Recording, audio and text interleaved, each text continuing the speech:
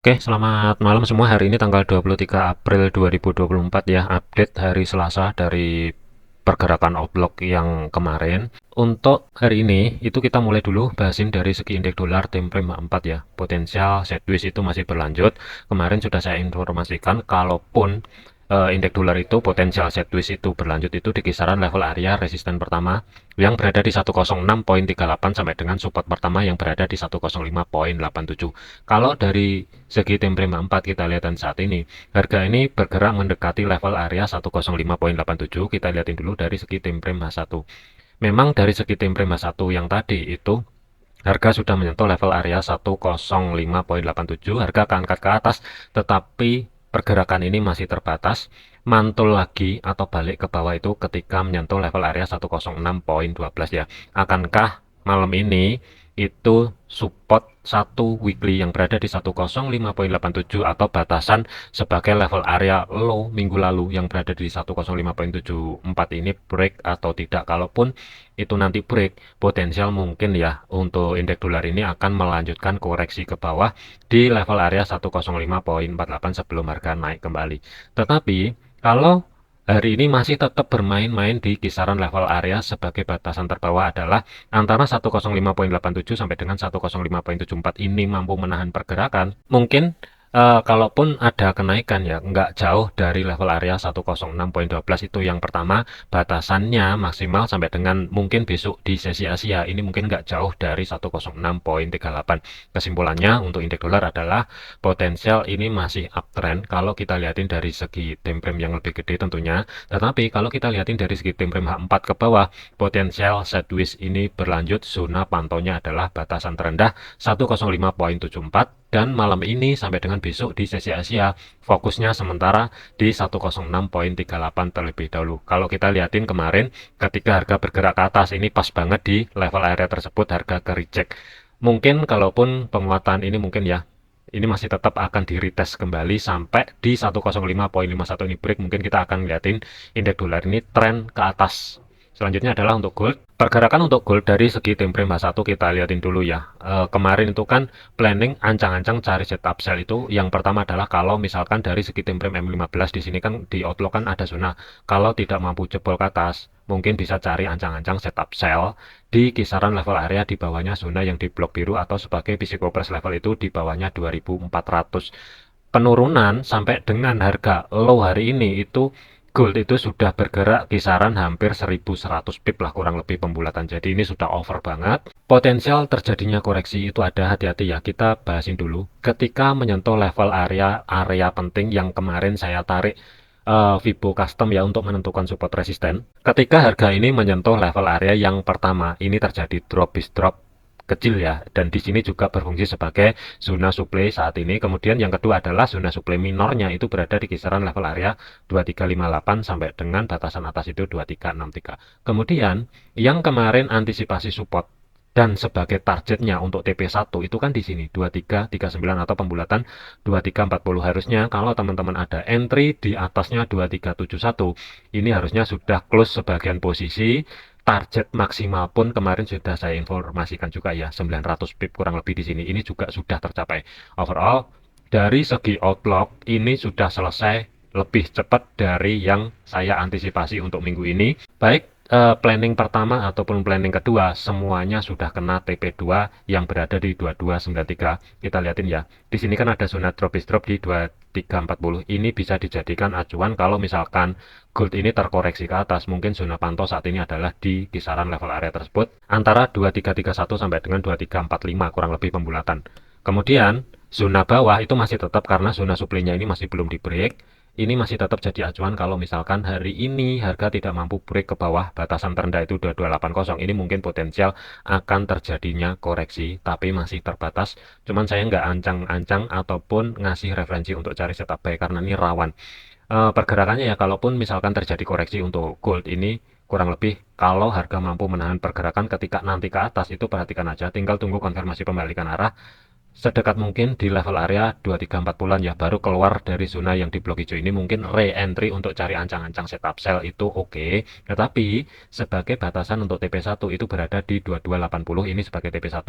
TP2 maksimal jangan jauh-jauh di level area support 3 weekly yang berada di 2246. Terus terang saya masih ragu kalaupun gold ini lanjut ke 2246 tanpa adanya koreksi terlebih dahulu ya.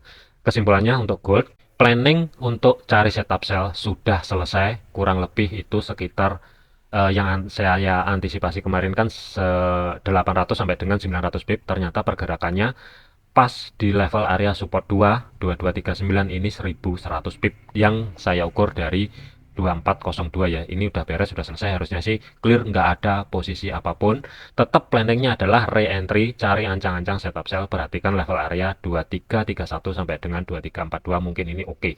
Kita lihatin dulu nanti proyeksinya akankah break atau enggak. Cuman kalau nggak break, saran saya cari ancang-ancang setup sell itu di level atas ini ya. Kemudian untuk GBP USD, pergerakan untuk GBP USD ini kemarin ada dua planning ya. Planning pertama adalah ancang-ancang cari setup sell kalau misalkan zona yang di blok hijau ini tidak mampu break ke atas dan menyentuh level area TP1. Kemarin sudah saya himbau, keluar sebagian posisi, majukan stop loss, antisipasi kalau misalkan GBP USD ini lanjut ke atas, dan sekarang ini kejadian ya. Harusnya yang ngikutin outlook kemarin TP1-nya sudah kena, kalaupun harga ke atas SL plus-nya ini sudah kena, harusnya sudah keluar semua.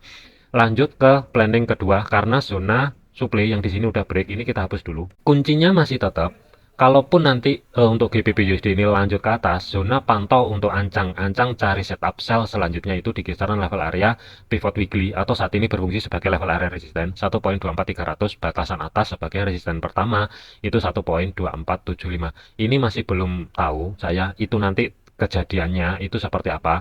Akankah dia lanjut ke atas dulu menuju level area pivot weekly yang berada di 1.2430, atau cukup berada di tengah-tengahnya, karena di sini juga ada resisten minor 1.2400 ya. Di sini yang saya khawatirkan ini nanti nggak kuat ke atas, tetapi ketika menyentuh 2400 harga muter tutup balik di 1.2384 dan harga lanjut ke bawah. Ini masih belum valid ya. Jadi skenario-nya masih tetap.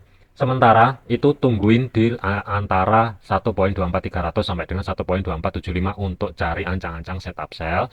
Itu skenario yang saat ini. Kemudian alternatifnya, kalau misalkan 1.2400 ini tidak mampu di break atas, saran saya adalah mending tungguin harga turun dulu di bawahnya 1.2384, baru nanti dari segi time frame H1 ke bawah cari koreksinya, kalaupun ada ya. Koreksinya itu nanti selama dia itu tidak mampu bergerak di atasnya 1.24100, ini mungkin oke kalau mau dijadikan ancang-ancang setup sell, tetapi targetnya nggak bisa jauh-jauh dulu. Sebagai TP-nya itu cukup di 1.2315. Kalau misalkan kita ukur, kurang lebih sebagai batasan stop loss itu tetap berada di sedikit di atasnya pivot weekly, ruang gerak sekitar 55 pip, dari segi targetnya ruang gerak sekitar 60 pip. Ini 1:1. Ini skenario alternatif kalau misalkan 1.2400 ini tidak di break ke atas. Kalau misalkan di break ke atas, secara otomatis skenario ini akan tercancel, digantikan planning yang ada di outlook kemarin, tungguin di 1.24300 sampai dengan 1.2475 untuk ancang-ancang cari setup sell. Euro USD, pergerakan untuk Euro USD kita bahasin dulu. Pergerakan untuk saat ini masih bermain-main di antara level area resisten pertama yang berada di 1.0675. Kemudian high di minggu lalu itu kan di 1.06900. Meskipun dari segi pergerakan zona supply ini sudah di break ke atas, tetapi penutupannya ini harga belum mampu tutup di atasnya level area tersebut. Kesimpulannya untuk Euro USD masih tetap potensial sideways masih berlanjut, itu yang pertama.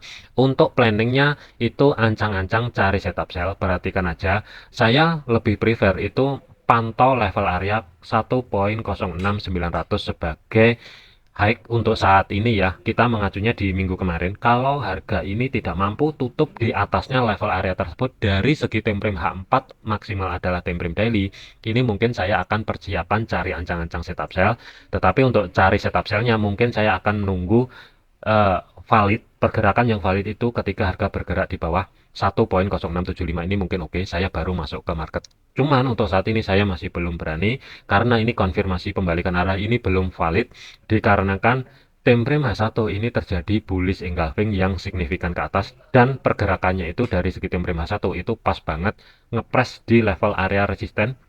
Harga berhenti ya 1.0675, ini masih belum valid, kecuali itu nanti kalau misalkan 2 jam ke depan setelah saya buat video ini ya, mungkin di sekitar jam 9 atau jam 10-an lah kurang lebih, minimal harga mampu turun setengah dari candle H1 yang saat ini mungkin 65% mungkin valid untuk ancang-ancang cari setup sell, tetapi dari segi stop lossnya itu ruang gerak sekitar ya taruh di atasnya 1.0696, sedikit di atasnya, kasih ruang gerak ke market dengan targetnya itu nggak bisa jauh-jauh dulu. TP1 itu tetap berada di pivot weekly yang berada di TP1 itu berada di support pertama 1.0615 ya. Ini sebagai TP1. Kalau misalkan kita gambar ya sementara, kalau dari segi time frame H1 nanti kurang lebih kita lihatin antara jam 9 sampai dengan jam 10 malam ini, minimal harga bergerak ke bawah setengahnya baru nanti koreksi ke atas.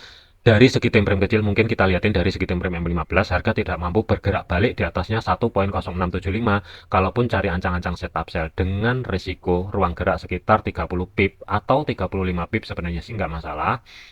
Kemudian targetnya itu kurang lebih ya 55 pip ini mungkin oke. Untuk saat ini masih belum ya.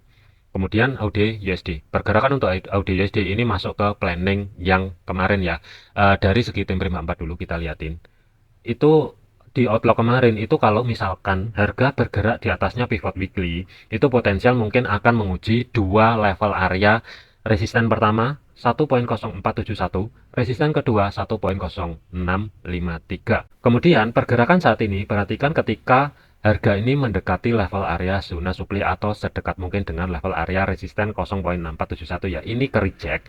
Satu kondisi aja, kalau misalkan itu nanti batas maksimal ya time frame daily, atau kita lihatin dulu dari segi time frame 4. Kalau harga ini tidak mampu bergerak di atasnya 0.6471, batas maksimal adalah zona supply teratas ini 0.6431. Ini tinggal satu kondisi. Cari konfirmasi pembalikan arah, masuk ke market. Untuk ancang-ancang cari setup sell ini nggak masalah tentunya. Cari di bawah harga 0.6471 ini mungkin oke. Dengan jarak stop loss itu ruang gerak sekitar 40-an pip ya untuk jarak stop lossnya. Kemudian untuk TP1 ruang gerak sekitar 80 pip ini mungkin oke di support 1 weekly yang berada di 0.6384. Selanjutnya adalah untuk USD CAD. Pergerakan untuk USD CAD itu potensial ini terjadi HNS ini mungkin ya sudah kejadian ya untuk saat ini. Kemarin saya sudah himbau di video yang sebelumnya, kalaupun ini valid HNS-nya mungkin pergerakan harga itu akan berakhir di level area zona demand yang di bawah yang sedekat mungkin dengan level area support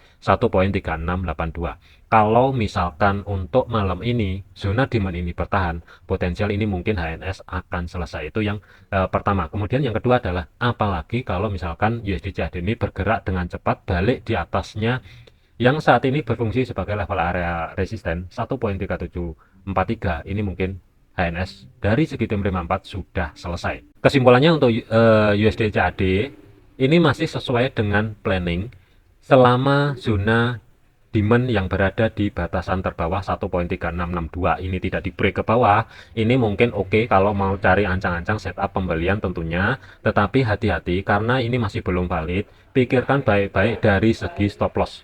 Ruang gerak untuk stop loss itu antara 40 sampai dengan 45 pip, sedikit di bawahnya zona demand. Kemudian untuk targetnya ini target 1 TP1 ini bebas, bisa pilih di yang sebelumnya sebagai level area support 1 weekly, saat ini berubah fungsi sebagai resisten 1.3743 atau 1.3784 ini sebagai TP1, kemudian TP2 itu kurang lebih di kisaran level area 1.3825. Jadi kesimpulannya untuk USD CAD menunggu untuk masuk ke market ancang-ancang cari setup buy selama zona demand ini bertahan. Kalau misalkan jebol malam ini, secara otomatis ini akan tercancel. USD Swiss, pergerakan untuk USD Swiss perhatikan level area resisten pertama weekly. Potensial sideways itu ada, kemarin sudah saya sampaikan, dan kita lihatin dulu segi time frame 4 ataupun H1 nggak masalah. Ketika pergerakan harga ke atas 0.9128 atau sebagai level area resisten pertama ini ke reject. Kemudian batasan untuk terdekat saat ini ya 0.9081 atau zona demand baru itu harga terendah itu 0.9070. Ini mungkin ya potensial sideways berlanjut sampai salah satu ini break. Planningnya itu tetap cari ancang-ancang setup buy, tetapi ini masih off. masih belum bisa digunakan kecuali USD Swiss ini sekali lagi mampu bergerak ke bawah menguji level area zona demand.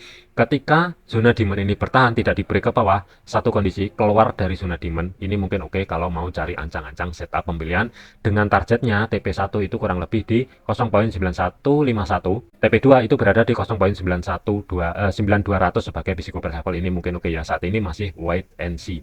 Terakhir adalah USD Yen, saya tidak tertarik untuk masuk ke market USD CBY untuk saat ini. Kalau kita lihatin dari segi time frame H4 ataupun H1, ini candlenya ini mulai kecil-kecil, seakan-akan itu dia sudah mulai kehilangan momentum untuk uptrendnya.